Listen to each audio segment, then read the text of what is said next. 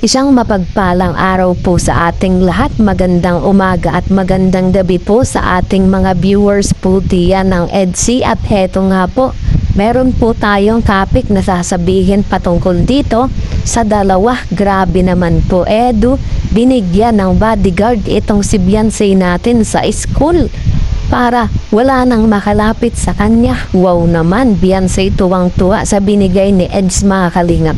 At syempre, isang pinakamaganda yan, mga kalingap, na suportahan nyo naman ang ating YouTube channel dahil marami tayong source na ibibigay pa sa inyo at marami tayong nababalitaan ngayon sa inyong minamahal na EDSI, mga kalingap. At suportahan po natin itong si Kuya Bal at Kalingap Rab para tuloy-tuloy lagi ang saya natin.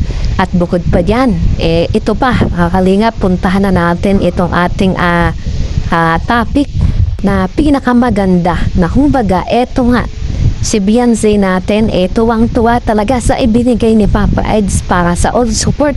Nababantayan nga po, mga kalingap, hindi naman sinabi ko nasa school lagi, di ba? Kumaga babantayan lamang po itong si Beyonce natin. At syempre pinakamaganda rin naman yan na makaiwas na kumbaga sa issue, mga kalingap. Mare po natin may pumunta dito kay Beyonce natin na hindi naman sa school, di ba? Na kumbaga, aram natin yung mga basher o kaya yung mga nambabash kay Beyonce. Isa na rin yan, mga kalingap, sa pinakamaganda na meron nagbabantay dito kay Beyonce. Kayo ba? Pagka meron ba kayo nagawang kamalian o may nagbabanta sa inyo, di ba? Mas maganda na meron kayong bodyguard para alam kung ano yung nangyayari. Si Beyonce pa, lalo na po na babae, mga kalingap, di ba?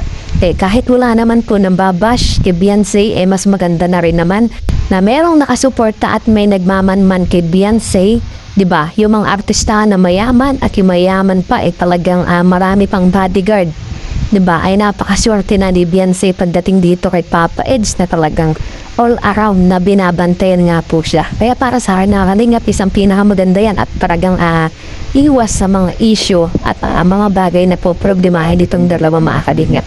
Tayo ba, napakaganda pa ng ginawa ni Papa Eds at proud po ba kayo, mga kalingap?